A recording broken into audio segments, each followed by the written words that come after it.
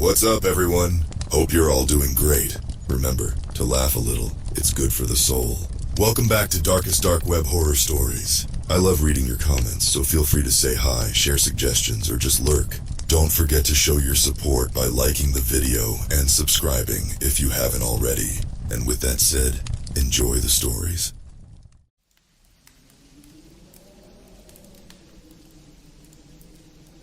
I never thought I'd be grateful for the notification ping from my phone.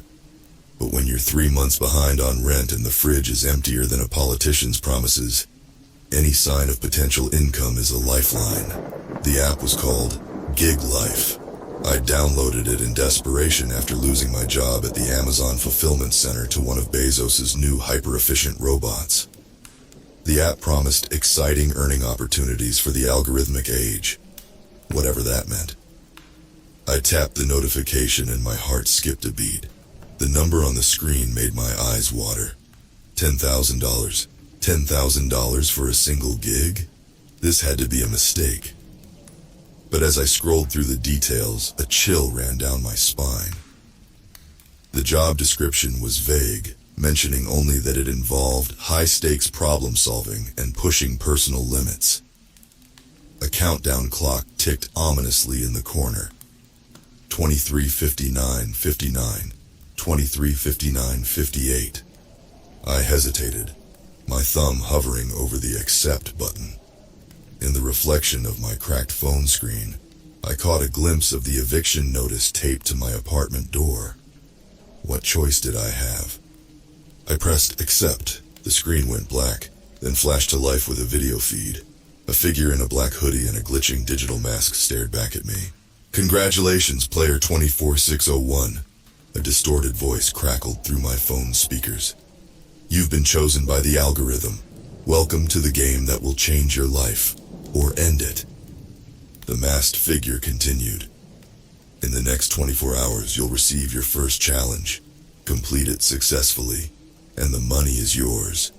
Fail, and, well, let's just say the consequences will be severe." The feed cut out, leaving me in stunned silence. What had I just agreed to? I spent the next day in a haze of paranoia and anticipation. Every car horn made me jump. Every stranger on the street looked like a potential threat. At exactly 9:47 p.m., my phone buzzed again. This time, it wasn't a notification. It was a live video feed from a subway platform I recognized. 34th Street, Penn Station. Just a few blocks from my apartment. The masked figure reappeared. "Your first challenge, player 24601. There's a briefcase on that platform. Retrieve it and deliver it to the address that will be sent to you. You have 1 hour. Do not open the briefcase. Do not involve the authorities. Remember, we're always watching." The feed switched to a timer. 59:59. 59:58. I grabbed my jacket and ran out the door, my mind racing. What was in the briefcase? Who was behind this? And most importantly, what would happen if I failed? As I sprinted towards the subway entrance, I realized with a sickening clarity, this was no longer about paying rent or buying groceries. This was about survival in a world where human labor had become a dangerous game. And I had just pressed play. The subway station was a hive of late-night activity. Commuters rushed past, oblivious to the high-stakes game unfolding around them. My eyes darted frantically, searching for the briefcase. There, by the far pillar. A nondescript black case sat unattended, practically invisible to those not looking for it. I approached cautiously, half expecting alarms to blare or security to tackle me. As my fingers closed around the handle, my phone buzzed. An address flashed on the screen. 220 E 42nd Street. The Chrysler Building. My heart raced. That was at least a 15-minute trip, and I checked the timer. 52 minutes left. I turned to rush up the stairs when a hand clamped down on my shoulder. "Excuse me, sir," a gruff voice said. "I'm going to need you to come with me." I spun around to face a burly man in a transit police uniform. His eyes narrowed suspiciously at the briefcase. "Mind if I take a look at that?" Panic surged through me. The masked figure's warning echoed in my mind. Do not involve the authorities. I did the only thing I could think of. I ran. Hey, stop! The officer shouted behind me, but I was already sprinting up the stairs, taking them two at a time. I burst onto 34th Street, the cool night air hitting my face. Without thinking, I darted into traffic. Horns blared as I weaved between cars. The briefcase clutched tightly to my chest. My phone pinged again. A new message. Trouble with the law, player 24601. Tisk. That'll cost you 10 minutes. The timer on my screen jumped forward. 41:23. 41:22. Panic threatened to overwhelm me, but I forced it down. I couldn't afford to lose focus now. I ducked into an alley, hoping to shake any pursuit, as I caught my breath. Leaning against a grimy wall, curiosity gnawed at me. What could be in this briefcase that was worth so much risk? My hand moved towards the latch. Another ping. We said no peeking, remember? Next time it'll be more than just minutes we take. I jerked my hand away as if the case had burned me. They really were watching my every move. With renewed determination, I set off towards the Chrysler Building. The streets of Midtown were still busy, and I had to fight against the flow of pedestrians and tourists. I checked my phone again. 3307. I was cutting it close. As I rounded the corner onto 42nd Street, the Art Deco spire of the Chrysler Building loomed ahead. But something was wrong. Police cars were parked haphazardly outside, their lights painting the night in flashes of red and blue. My phone buzzed. The masked figure appeared, wagging a finger. Naughty, naughty. Did you really think we wouldn't know about your little encounter at the subway? Let's make things interesting, shall we? The screen split, showing a map of the building. A blinking red dot appeared on the 61st floor. New destination, player 24601. Hope you're not afraid of heights. The timer reset. 14:59. I stared up at the towering skyscraper, my mouth dry. The game had changed, and the stakes were higher than ever. Literally. With a deep breath, I plunged into the chaos around the building's entrance, the weight of the mysterious briefcase suddenly feeling like a ticking bomb in my hands. The lobby of the Chrysler Building was a maze of Art Deco elegance and modern security measures. Normally I'd have stopped to admire the intricate murals, but with less than 15 minutes on the clock, appreciation for architecture was a luxury I couldn't afford. I made a beeline for the elevators, only to find them guarded by stern-faced security personnel. My heart sank. Of course it couldn't be that easy. My phone vibrated. Having trouble, player 24601? Perhaps you need some motivation. The screen flickered to a live feed of my apartment. Inside, a dark figure was methodically going through my belongings. They held up a framed photo of my sister and me, examining it closely before pocketing it. "Tick-tock," the distorted voice taunted. "We'd hate to have to pay your loved ones a visit." Cold fury mixed with fear in my gut. This was no longer just about me. I had to find a way up, and fast. I scanned the lobby desperately and spotted my chance.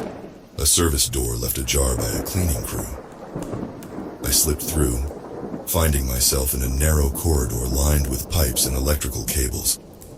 At the end of the hallway was what I was looking for, a service elevator. But as I jabbed the call button, nothing happened. The power was off. 12:03 on the timer. No time for plan B. I pried open the elevator doors, revealing the dark shaft beyond. A maintenance ladder ran up the side. 61 floors. It was insane, but what choice did I have? I started climbing, the briefcase awkwardly tucked under one arm. The shaft was pitch black, save for the glow of my phone's timer. 11:24. 11:23. My muscles burned as I ascended. 10 floors. 20. 30. I lost count, focusing only on the next rung, the next movement upward. Halfway up, disaster struck.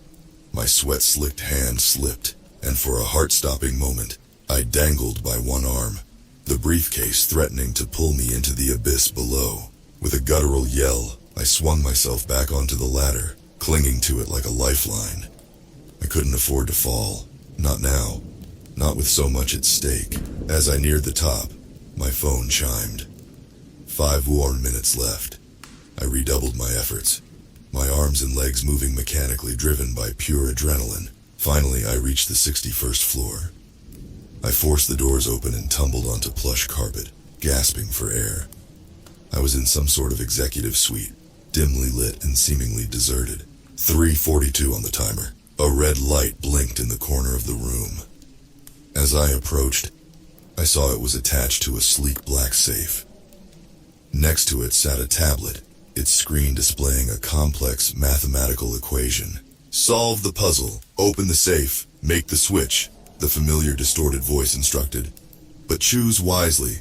The wrong answer will have explosive consequences." The equation on the screen shifted and morphed, variables changing rapidly. This wasn't just math. It was some kind of advanced cryptographic challenge. 259, 258. I stared at the shifting numbers and symbols, my mind racing. In that moment, I realized this was never about testing physical limits. This was about finding those desperate enough, smart enough, and morally flexible enough to do anything. As the timer ticked down, I knew I was about to find out just how far I was willing to go. The equation on the tablet screen was a nightmare of symbols and variables, shifting and changing like a living thing. My mind, still foggy from the climb, struggled to make sense of it. 2:30 on the timer. I forced myself to focus, to see past the intentional obfuscation. There was a pattern here, I was sure of it. The numbers weren't random, they were cycling, repeating in a complex but discernible sequence. 1:45 left. Sweat dripped into my eyes as I scribbled furiously on the back of a discarded envelope I found on the desk. The pieces were falling into place, but too slowly. I needed more time. My phone pinged. "Struggling player 24601. Perhaps this will help you concentrate." The screen split, showing 2 live feeds. On one, the dark figure in my apartment now held my sister's address book. On the other, a car was pulling up outside her house in Queens. "Tick-tock," the voice taunted. White-hot rage cleared my mind. The pattern crystallized before my eyes. It wasn't just math, it was a code. Each set of numbers corresponded to a letter. A word began to form. Prometheus. 1 minute remaining. I punched the word into the tablet. The safe clicked open. Inside was another briefcase identical to the one I carried. A simple switch, right? 30 seconds. I reached for the new briefcase but hesitated. This was too easy. What was I missing? 20 seconds. I opened both briefcases. The contents were identical. Stacks of $100 bills. But something was off. The money in the safe's briefcase was too perfect, too crisp. 10 seconds.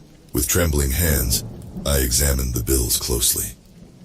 There, in the corner of each note, almost invisible to the naked eye, a tiny microchip. This wasn't about money. It was about data. 5 seconds. I made the switch, slamming the safe shut just as the timer hit 0. For a moment, nothing happened. Then my phone lit up with a new message. "Congratulations, player 24601. You've passed the first test. But the night is young, and the real games are just beginning." The screen flashed to the masked figure. "You've proven you have the wits to play. Now let's see if you have the stomach for it. Your next task is waiting. The stakes? Much higher than mere money." The feed cut to a live stream of a dimly lit room. In the center, bound to a chair, was a terrified young woman. My sister. New objective, player 24601. Her life for yours.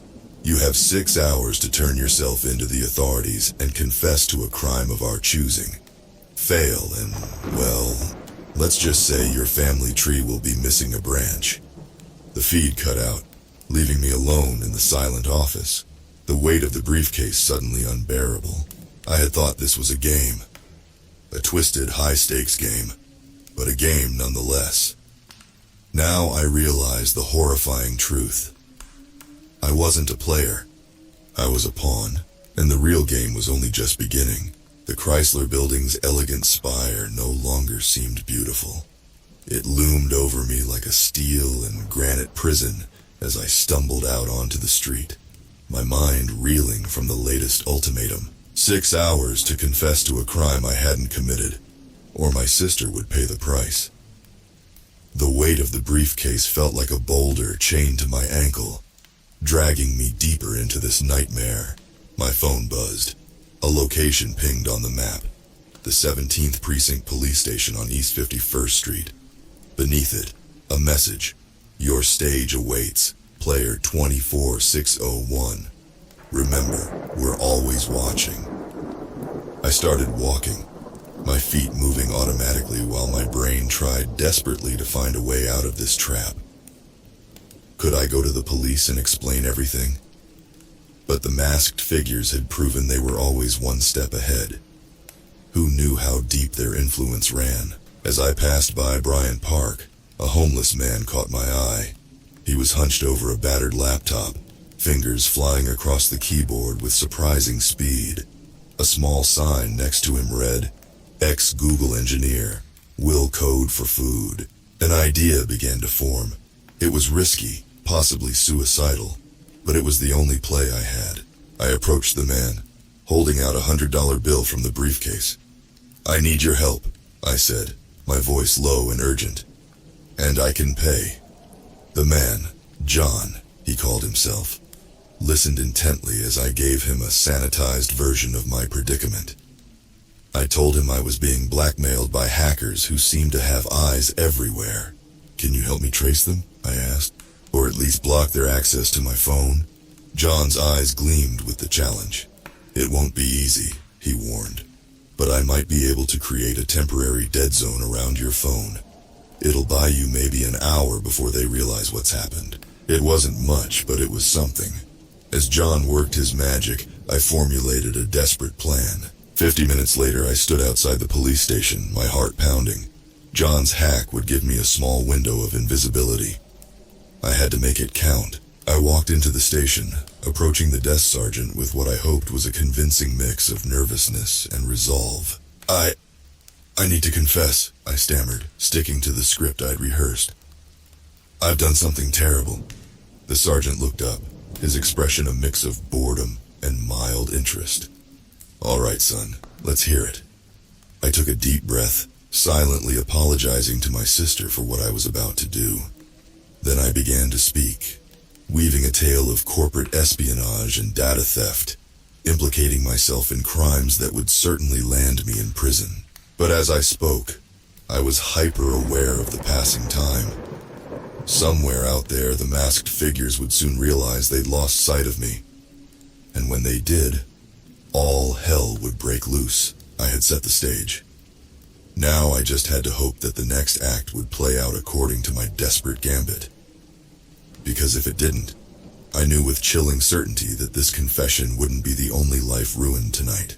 The clock was ticking, and the real performance was about to begin.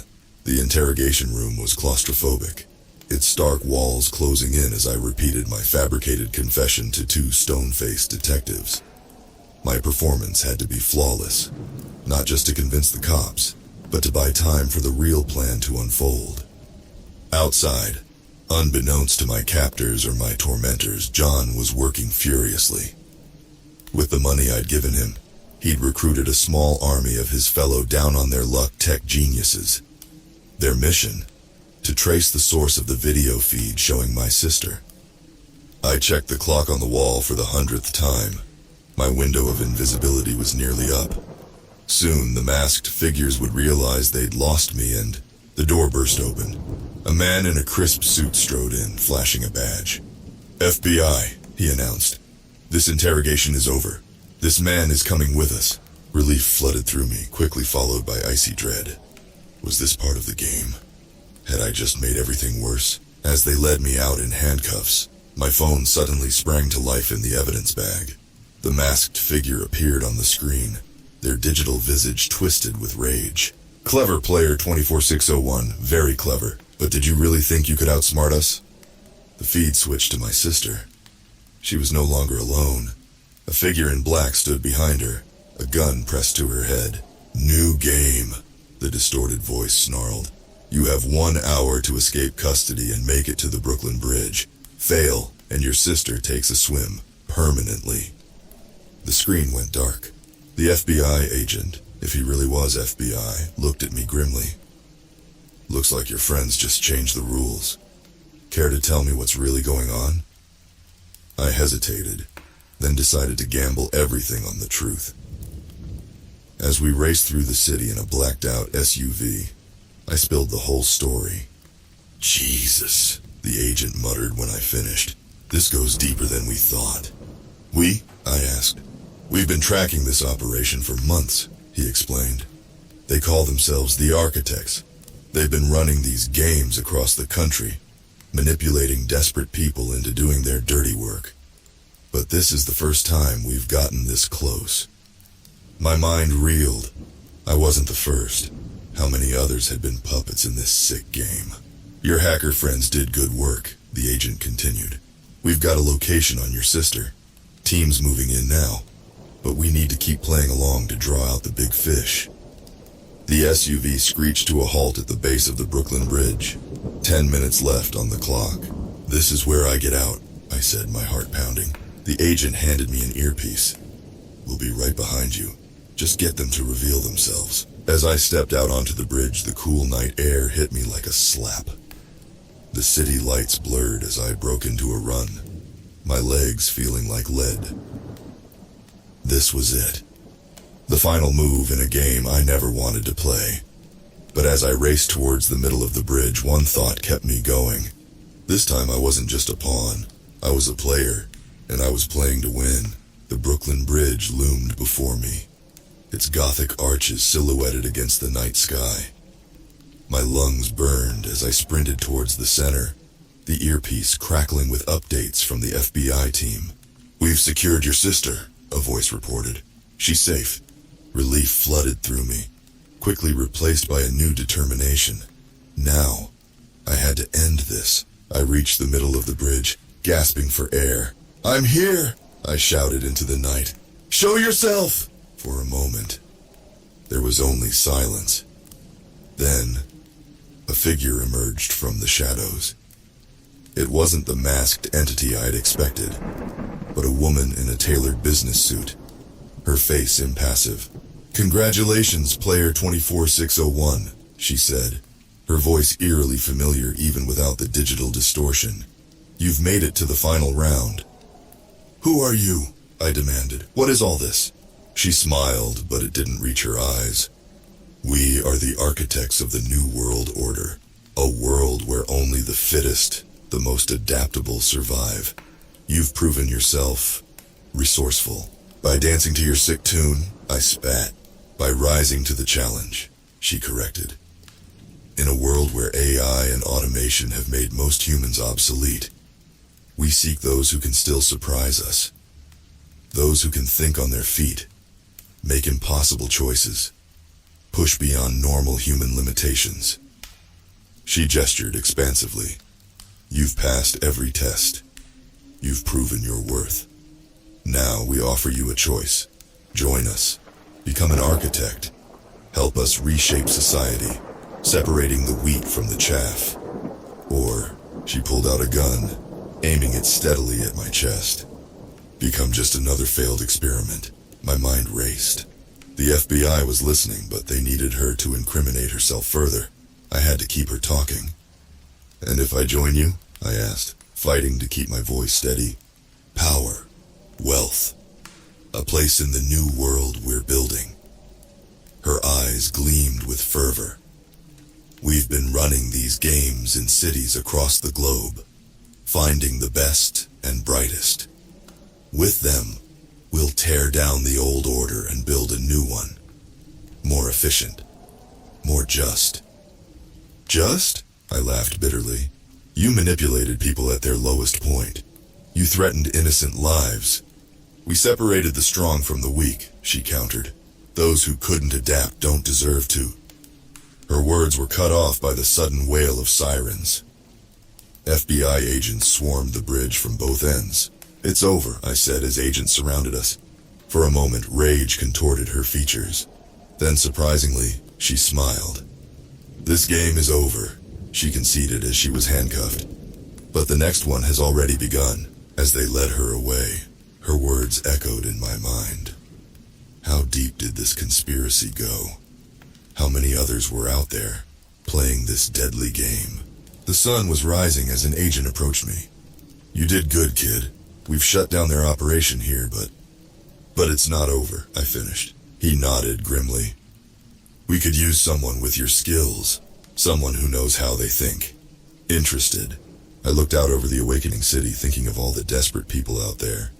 1 gig away from destruction.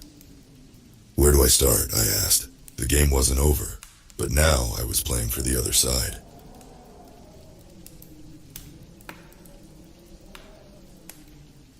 My name is Donald Harper, and until a few weeks ago, I was just another cog in the machine at Nexus Dynamics, a company hidden deep in the labyrinthine shadows of the dark web. On the surface, it was an innocuous tech startup, but beneath the facade, it operated a sophisticated troll farm dedicated to manipulating social media narratives and sowing discord.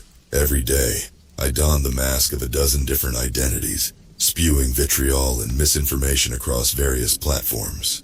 I told myself it was just a job, a way to pay the bills, but each hateful post chipped away at my soul.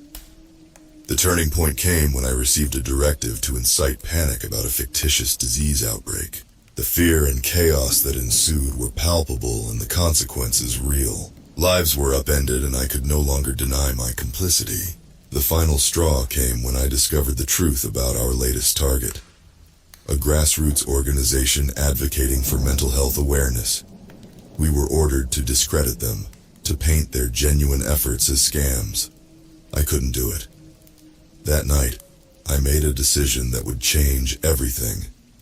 I began collecting evidence, screenshots, emails, internal documents. I knew the risks. If I were caught, my fate would be sealed, but I couldn't stand idly by any longer. I needed to expose Nexus Dynamics for what it truly was. One night, under the cover of darkness, I slipped into the office and accessed the secure server. My heart pounded in my chest as I copied the files onto a USB drive. The next day, I handed in my resignation.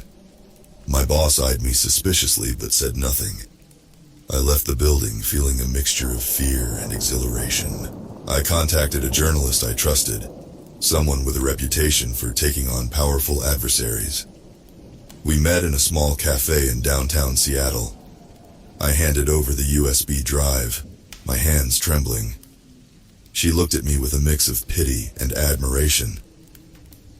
"You're brave, Donald," she said. "This could change everything." As I walked back to my apartment, a sense of dread settled over me. I knew that by leaking these documents, I was putting a target on my back. Nexus Dynamics wouldn't go down without a fight.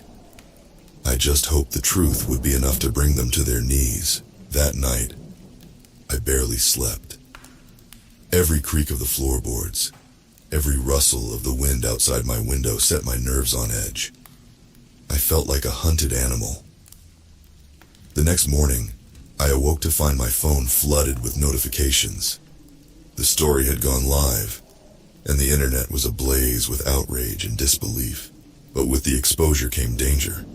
As I sipped my coffee, my phone buzzed with a new message from an unknown number. "We know what you did. You won't get away with this." Panic surged through me. They had found me, and they were coming. The anonymous threat gnawed at my peace of mind. Every shadow seemed to harbor a lurking danger, and every stranger felt like a potential threat. I barricaded myself in my apartment, securing windows and double-checking the locks. I couldn't afford to be careless. My life had become a ticking time bomb. The following days were a blur of anxiety and paranoia. I rarely left my apartment, surviving on delivery food and the occasional trip to the corner store under the cover of a hoodie and sunglasses. The journalist, Sarah, kept me updated on the story's impact. The public outcry was growing, and authorities were beginning to investigate Nexus Dynamics. One evening, While I was scanning news articles on my laptop, there was a loud knock on my door. My heart nearly stopped. I peered through the peephole and saw two men in suits standing outside. They looked official, but I didn't trust anyone. "Who is it?" I called out, trying to keep my voice steady. "FBI, Mr. Harper, we need to talk to you." Relief and suspicion washed over me.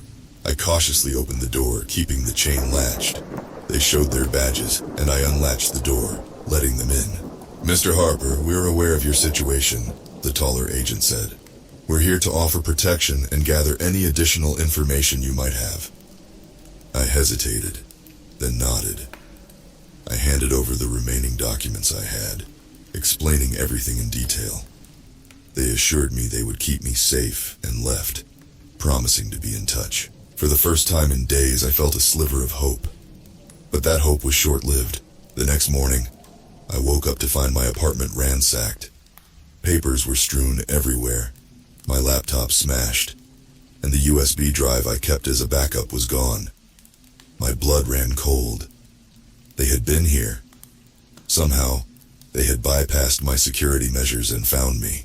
I reported the break-in to the FBI agents, who responded with increased protection. They stationed a car outside my building and promised to keep an eye on me. But trust was a luxury I could no longer afford. I needed to take matters into my own hands. I reached out to an old friend, Max, a skilled hacker I had met years ago. If anyone could help me uncover more dirt on Nexus Dynamics and protect my digital footprint, it was him. We met in a dimly lit bar where anonymity was the norm. Max agreed to help, but he warned me of the risks. "These guys are serious, Donald. They have resources, and they play dirty. You sure about this?" I nodded. "I have no choice. They need to be stopped." We spent hours planning our next move. Max set up a secure communication channel and began digging deeper into Nexus Dynamics network. The information we found was chilling dossiers on high-profile targets, detailed plans for orchestrating chaos, and a list of employees marked for elimination. My name was on that list. The gravity of my situation hit me like a freight train. Nexus Dynamics wasn't just going to discredit me, they intended to erase me. The walls were closing in, and time was running out. As Max continued his digital assault on their servers, I knew I had to prepare for the inevitable confrontation. There was no turning back now. The rebellion had begun, and I was right in the middle of it. With Max's help, I fortified my digital defenses and delved deeper into Nexus Dynamics' sinister operations. The deeper we dug, the darker the revelations. This wasn't just about online manipulation. Nexus Dynamics was a puppet master pulling the strings of society, inciting riots, swaying elections, and even driving people to the brink of insanity. My nights became a battlefield of nerves. Every rustle outside my window, every flicker of a streetlight sent my heart racing. I lived in a constant state of hypervigilance, knowing they were closing in on me. The FBI's presence was a thin shield against a relentless enemy. One evening, as I pored over new documents Max had decrypted, my phone buzzed with a message from Sarah. "We need to meet. Urgent." We arranged to meet at a quiet park on the outskirts of the city. The air was heavy with tension as I approached the meeting spot, my eyes scanning for any sign of danger. Sarah stood by a bench, looking anxious. "Donald," she began, her voice trembling. "I've been followed. They know about me too." Fear gripped my heart. I had dragged her into this nightmare. "We need to get you somewhere safe. They won't stop until they silence us." She nodded, tears welling in her eyes. "I've already taken precautions. My editor knows everything, and they're ready to go public if anything happens to me." I admired her bravery, but the stakes were higher now. We were both targets. As we parted ways, I couldn't shake the feeling of being watched. Every shadow felt malevolent, every passerby a potential threat. Back at my apartment, I found an envelope slipped under my door. Inside was a single photograph. Sarah and me in the park, taken from a distance. On the back, a chilling message. We're always watching. I felt the walls closing in, suffocating me. Desperation clawed at my sanity. I contacted Max, who insisted we meet at his place, an old fortified warehouse he used as a safe house. It was off the grid, the perfect place to regroup and plan our next move. Max greeted me with a grim expression. "They're upping the ante, Donald. We need to hit back hard." He had uncovered more damning evidence, including financial transactions linking Nexus Dynamics to powerful political figures. We decided it was time to release everything we had to the public.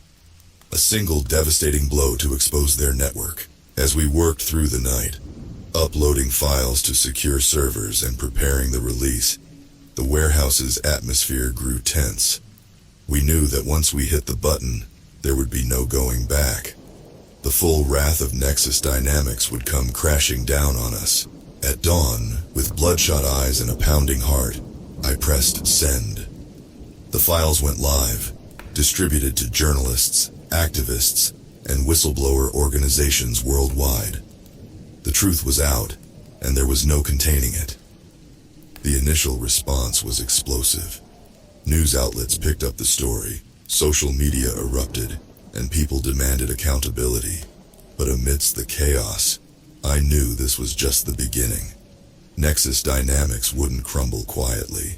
As the sun rose, illuminating a new day, a dark reality set in. We had struck a blow, but the war was far from over. The hunt had truly begun, and we were right in the crosshairs. As the sun climbed higher, illuminating a world now aware of Nexus Dynamics' malevolent influence, my phone buzzed incessantly with notifications. Messages of support poured in, but so did threats. It was clear that our revelations had struck a nerve. Max and I knew we couldn't stay in one place for long. The FBI's protection was insufficient. We needed a way out, and fast. We decided to contact a network of underground activists who specialized in helping whistleblowers and dissidents disappear.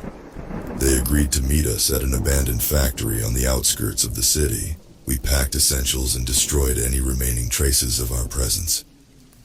As we drove through the desolate streets, the tension was palpable.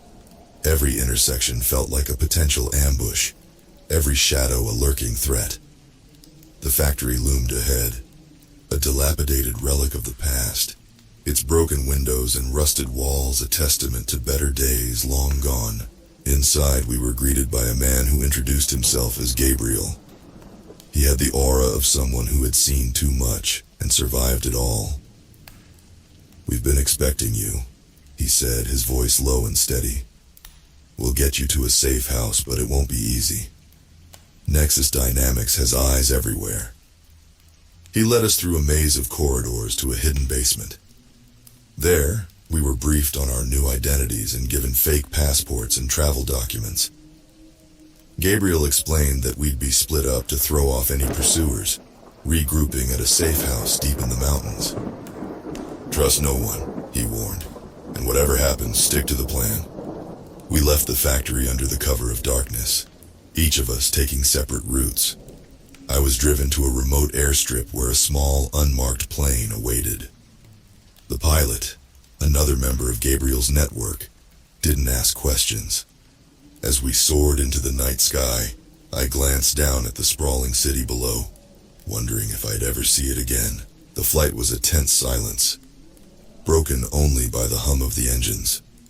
When we landed, I was whisked away to a secluded cabin deep in the mountains. The isolation was both a blessing and a curse. Here, I was safe from immediate danger, but the solitude gave my mind too much space to replay the horrors of the past weeks. Days turned into weeks. News trickled in through secure channels. Nexus Dynamics was reeling from the exposure, but they were far from defeated. Their reach extended into corners of power I hadn't even imagined. Sarah was in hiding, her location a closely guarded secret even from me. Max continued to hack from the shadows, feeding critical intel to the authorities and the press. One night, as I sat by the cabin's small fireplace, my phone buzzed with a message from an unknown number. "We found you." Panic surged through me. I grabbed my go bag and fled into the night, my breath visible in the cold mountain air. I could hear footsteps behind me, the crunch of leaves and snap of twigs underfoot. They were closing in. I stumbled through the forest, heart pounding, lungs burning. My only thought was to keep moving, to stay one step ahead, but they were relentless, and I knew it was only a matter of time before they caught up. In the darkness, I saw a glimmer of hope. A small cabin with a light in the window. I sprinted towards it, praying for refuge. I pounded on the door, desperate. It opened, and Gabriel stood there, his expression grave. "Get in. We need to move. Now." The escape plan was far from over, and the battle against Nexus Dynamics had only just begun. Inside the cabin, Gabriel wasted no time. He led me to a hidden cellar stocked with supplies and communication equipment. "We need to stay low for a few hours. They won't stop until they find us." The weight of the situation settled on me. Nexus Dynamics had found us once, and they would undoubtedly try again. Gabriel monitored our surroundings through a network of hidden cameras, providing a slim sense of security. Hours stretched into an agonizing eternity. The adrenaline rush had worn off, leaving me exhausted and jittery. Gabriel handed me a mug of coffee, his eyes never leaving the monitors. "We have a plan," he finally said, "but it's risky." He explained that we needed to reach a rendezvous point, where a convoy would take us to a secure location. The problem was getting there undetected. Nexus Dynamics had eyes everywhere, and any slip could mean the end. As dawn approached, Gabriel signaled it was time to move. We emerged from the cellar into the cold morning air, the forest shrouded in mist. The plan was to hike to a nearby road where an unmarked van would pick us up. The trek was grueling. Every snap of a twig, every rustle of leaves put me on edge. Gabriel moved with the practiced ease of someone who had done this before, but even he seemed tense. Halfway to the road, we heard them voices, the crunch of boots on the forest floor. Gabriel gestured for silence, and we hid behind a thick clump of trees. The search party passed dangerously close, their flashlights slicing through the mist. We held our breath until they were out of earshot, then continued our trek. Reaching the road felt like a small victory, but the danger was far from over. The van arrived and we climbed in, the driver nodding in acknowledgement. As we drove, Gabriel kept in contact with his network, receiving updates. "They're tightening their net," he said grimly. "We need to be quick." The van took us to an old warehouse on the outskirts of a small town. It looked abandoned, but inside, it was a hive of activity.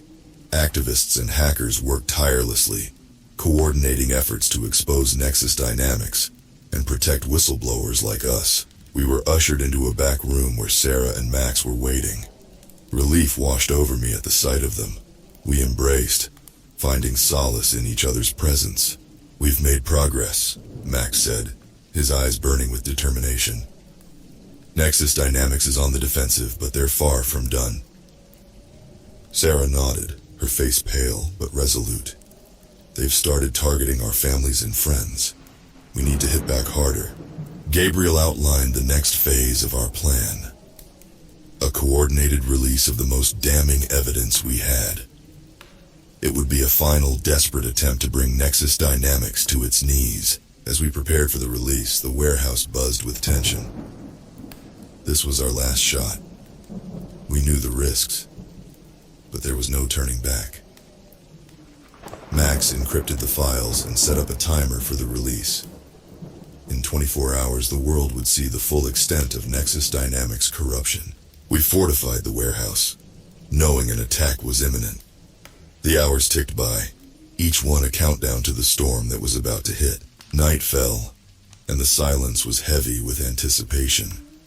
Suddenly, the power cut out, plunging us into darkness. Panic set in, but Gabriel remained calm, guiding us to backup generators.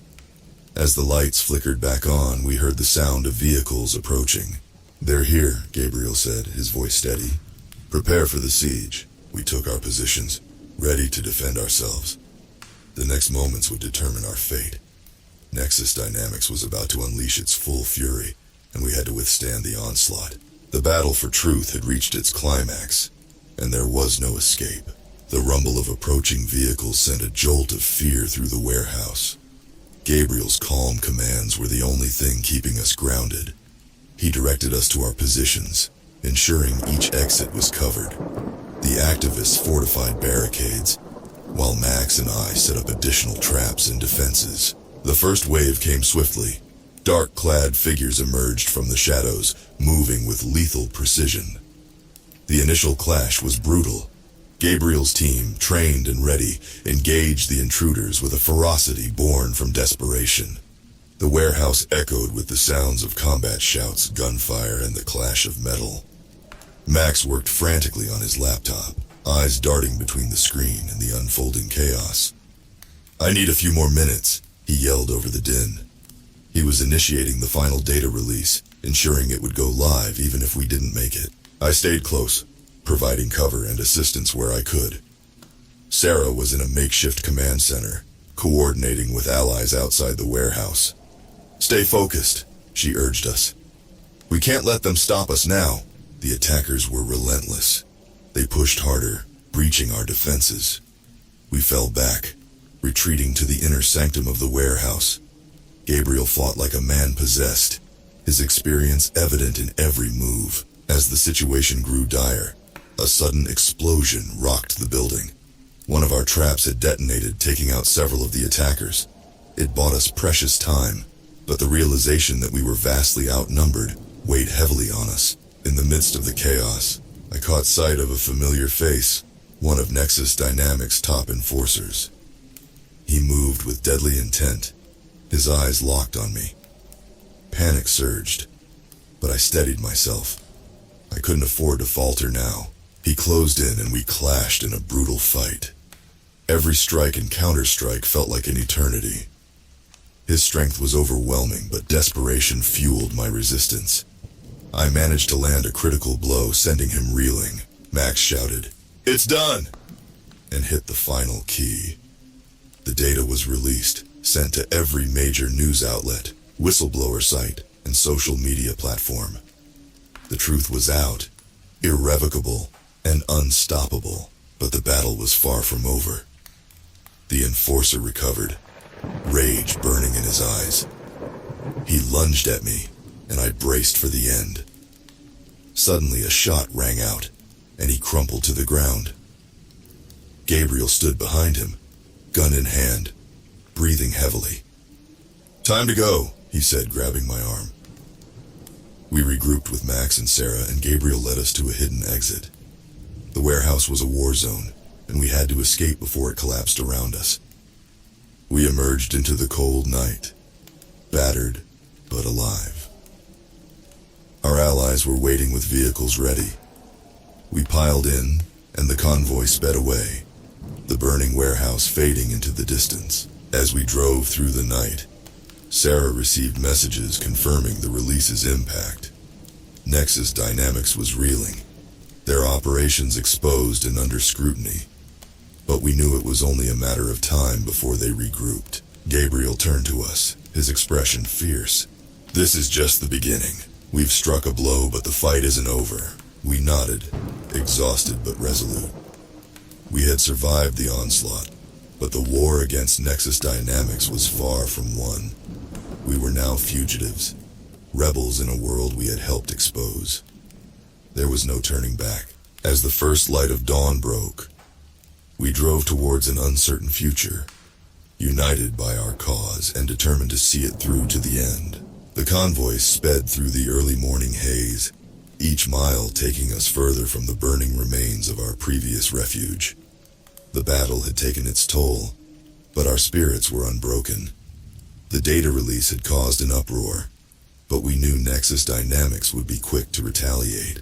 Our destination was a secluded safe house nestled deep within the Rocky Mountains. It was the last bastion of our resistance, equipped with enough resources to mount a final stand against Nexus Dynamics. As we arrived, the magnitude of our mission weighed heavily on us. We had struck a blow, but the battle was far from over. Gabriel gathered us in the main room, a map of the region spread out before him. "We have one last move to make," he said. "Nexus Dynamics will come after us with everything they have. We need to be ready." Max set up his equipment, establishing secure lines of communication and monitoring Nexus Dynamics movements.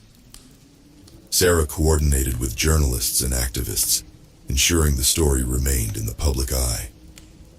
I focused on fortifying our defenses, preparing for the inevitable assault. Days turned into a tense blur of preparation and vigilance. Every sound outside the safe house set us on edge. Then, one night, the silence was shattered. A series of distant explosions signaled the beginning of the end. "They're here," Gabriel said, his voice steady. "Get to your positions." The forest surrounding the safe house came alive with the sounds of conflict. Our traps slowed their advance, but Nexus Dynamics forces were relentless. They closed in, their dark silhouettes moving through the trees like phantoms. Inside, we held our ground. The safe house was our fortress, and we defended it with everything we had. Gabriel led the charge, his experience and tactical acumen guiding our every move. Max coordinated the counterattacks, using his hacking skills to disrupt their communications and disable their drones. But the sheer numbers of our enemies were overwhelming. They breached the outer defenses, and the fight moved into the house itself. Room by room, we engaged them in brutal close-quarters combat. The safe house echoed with the sounds of gunfire and shouts, the air thick with smoke and fear. Amidst the chaos, I found myself face to face with another enforcer. This one was more brutal, his eyes filled with cold determination. We fought with a savage intensity, each blow a desperate attempt to survive. He overpowered me, pinning me to the ground. As he raised his weapon for the final strike, a shot rang out. He collapsed, and I looked up to see Sarah standing there, her hands trembling but her gaze unwavering. "Get up," she urged, pulling me to my feet. "We need to finish this." Together we pushed forward, rallying the remaining defenders. The battle raged on, but gradually we began to turn the tide. Max's hacking disrupted their coordination, and Gabriel's leadership inspired us to fight harder. As dawn broke, the last of Nexus Dynamics forces retreated. The safe house was in ruins, but we had survived. The cost had been high, but we had struck a decisive blow against a powerful enemy. In the aftermath, we regrouped. Our faces were marked with exhaustion, but there was a sense of victory in the air. We had exposed Nexus Dynamics and survived their wrath. The world knew the truth, and the public outcry had forced authorities to take action. Gabriel addressed us, his voice filled with pride and determination. "We've won a battle, but the war is far from over. We need to stay vigilant, continue exposing the truth, and protect those who stand with us." We nodded, knowing our fight was not over. We had become symbols of resistance, and our mission had only just begun. The war against misinformation and manipulation would continue, but we were ready to face whatever came next. As we looked out at the rising sun, we knew that our journey was far from over. The battle against Nexus Dynamics had forged us into a formidable force, united by a common cause. And together, we would continue to fight for truth and justice, no matter the cost.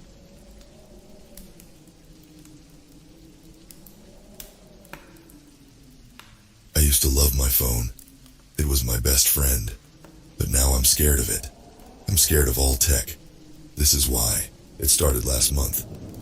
I was scrolling through Reddit late at night. My eyes hurt from the bright screen. My thumb was sore from swiping. But I couldn't stop. Then a post caught my eye. It was on our conspiracy. The title said, "Wake up, your devices are controlling you." I clicked on it. The post was long. It talked about how phones and computers were bad for us. It said they were making us sick and sad. It said big companies were using our data to control us. At the end, there was a link. It said, "Want to break free? Click here." I shouldn't have clicked it, but I did. The link took me to a dark website. It was called the Data Detox Cult. The page was simple, just white text on a black background. It said, "Welcome, seeker of truth. You've taken the first step. Are you ready to unplug? To see the world as it really is? To break free from the digital chains? If so, keep reading." I kept reading. The site talked about a group of people who had given up all technology. They lived off the grid. They said they were happier and healthier. At the bottom of the page, there was a form. It asked for my name and email. It said they would send me more info. I filled it out. I don't know why. Maybe I was just curious. Maybe I was bored. Or maybe, deep down, I knew they were right. The next day I got an email. It had a video link. The video showed a man. He was in his 40s with a beard and wild eyes. He said his name was Jack. "Hello, friend," Jack said. "I'm glad you found us. The world is sick. Technology is the disease. We are the cure. Are you ready to heal?" He talked for an hour. He said phones were making us dumb. Social media was making us lonely. The internet was filling our heads with lies. "But there's hope," he said. "Join us. Disconnect. Detox. Be free." At the end, he gave an address. It was for a meeting in New York City. That's where I live. The meeting was in 2 days. I didn't plan to go. I really didn't. But that night, I couldn't sleep. I kept thinking about what Jack said. I looked at my phone on the nightstand. Was it really controlling me? The next day at work, I watched my coworkers. They were always on their phones, even in meetings, even at lunch. They looked like zombies. That night, I decided to go to the meeting, just to see what it was about. I told myself I could always leave. The meeting was in an old warehouse in Brooklyn. It was dark when I got there. A guy at the door asked for a password. I didn't know it. I was about to leave when someone behind me said, "He's with me." I turned around. It was a woman. She was young, maybe 25. She had short black hair and dark eyes. She smiled at me. "I'm Zoe," she said. "You're new, right? I can tell. Come on, I'll show you around." Inside, the warehouse was full of people.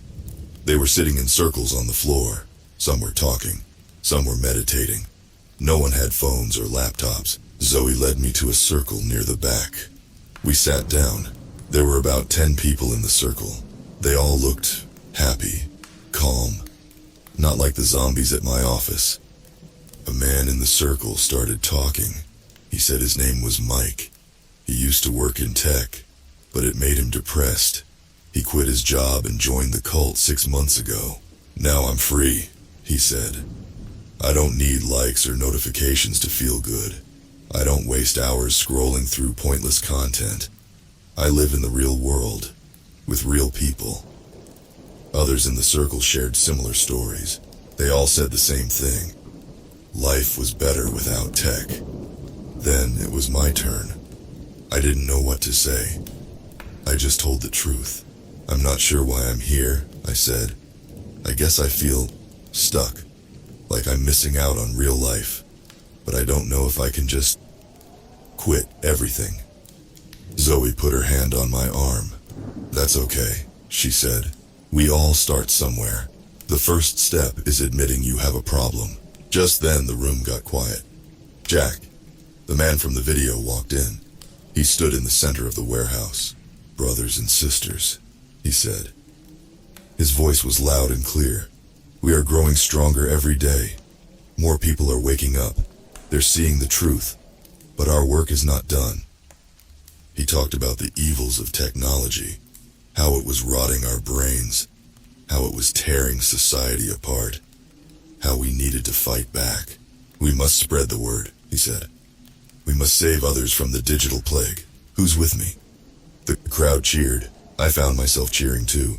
It felt good to be part of something. After the meeting, Zoe invited me to a cafe. We talked for hours. She told me more about the cult, how they lived, what they believed. It's not easy at first, she said, but it's worth it. You'll see. When I got home that night, I looked at my phone differently.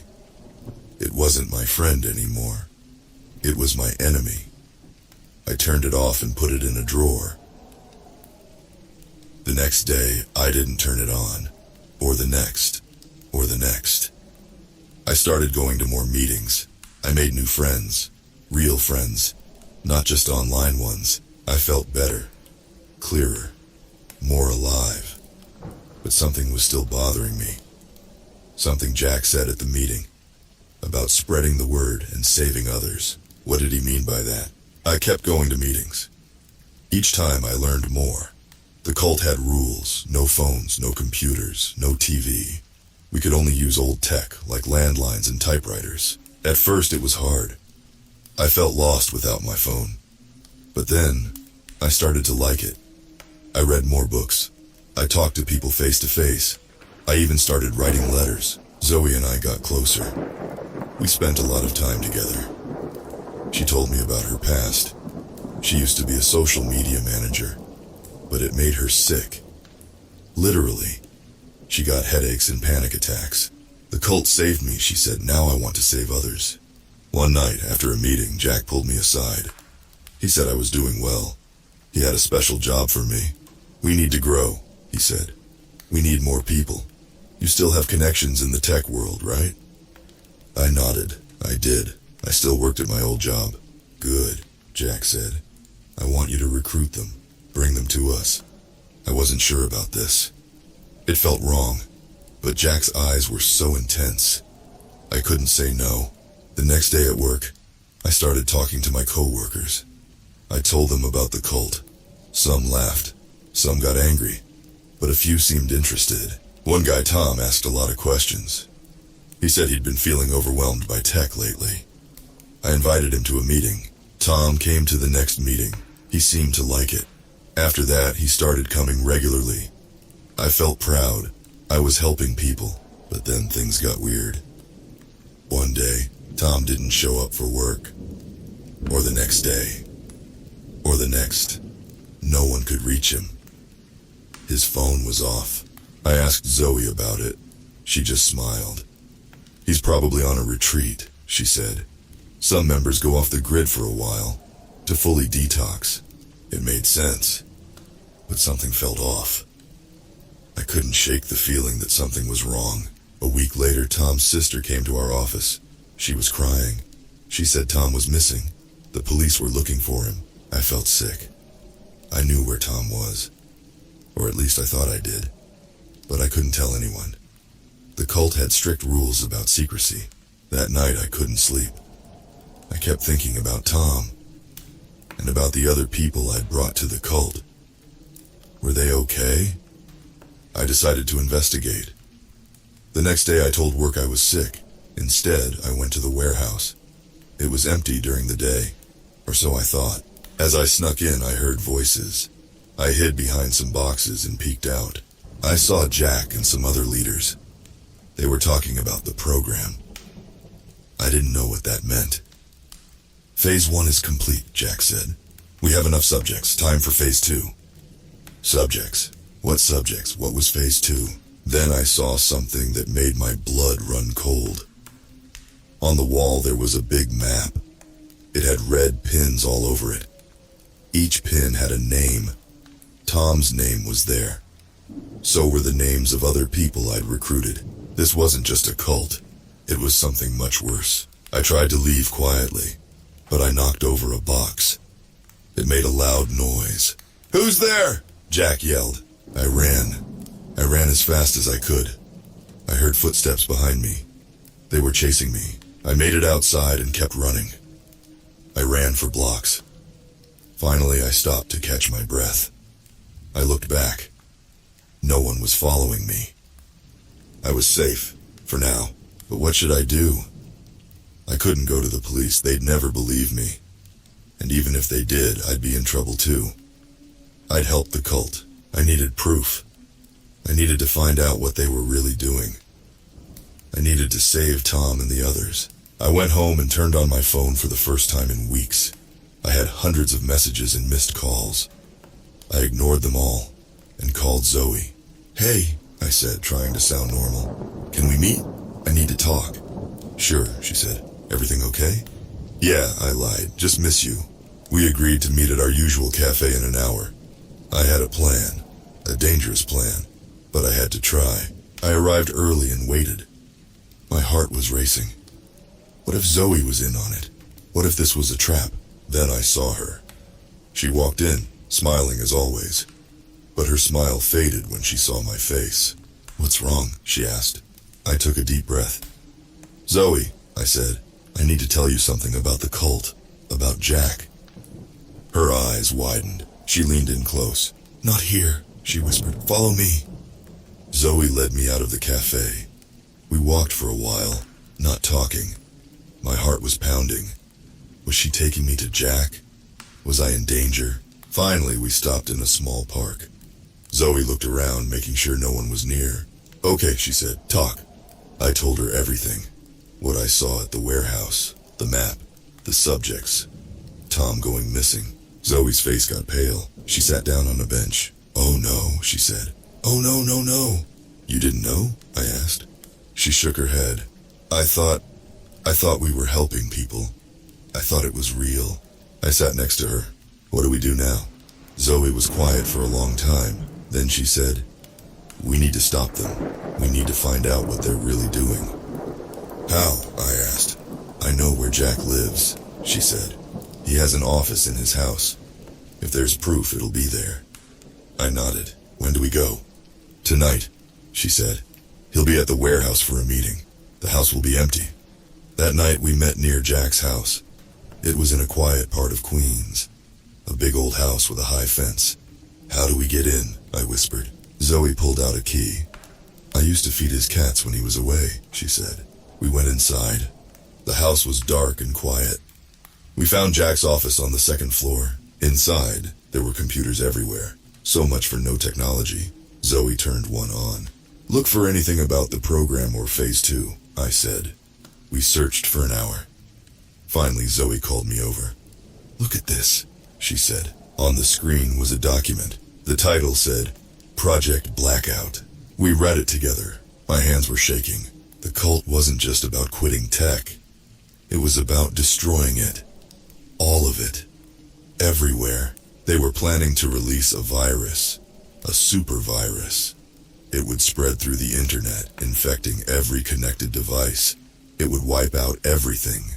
All data. All systems. The whole world would go dark. But that wasn't the worst part. The cult had been experimenting on people. People like Tom. They were testing the effects of sudden, total tech withdrawal. Many subjects had gone insane. Some had died. "This is insane," I said. "We have to stop them." Just then we heard a noise downstairs, a door opening. "He's back," Zoe whispered. We turned off the computer and hid in a closet.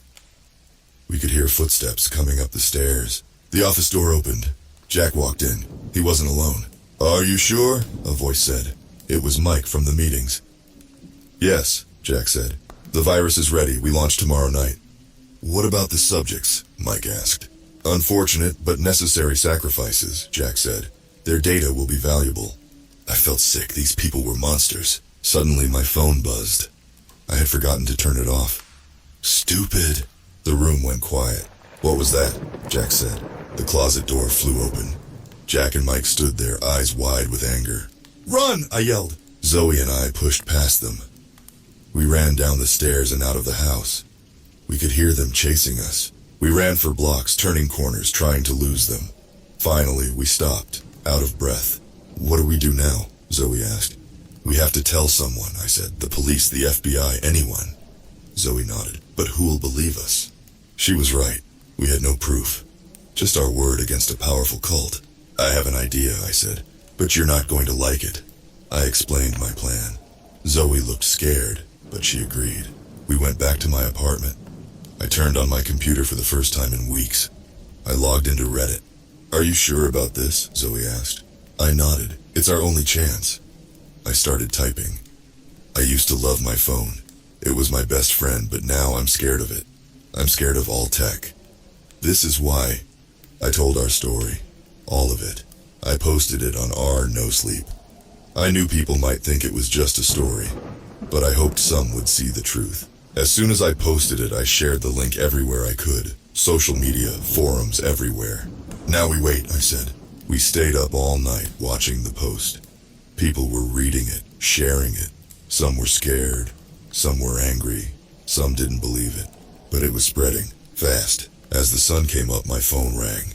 It was a number I didn't know. I answered it. A deep voice said, "This is Agent Miller, FBI. We need to talk about your post." I looked at Zoe. She nodded.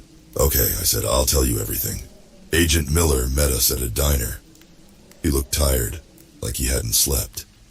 He listened to our story without saying a word. When we finished, he sighed.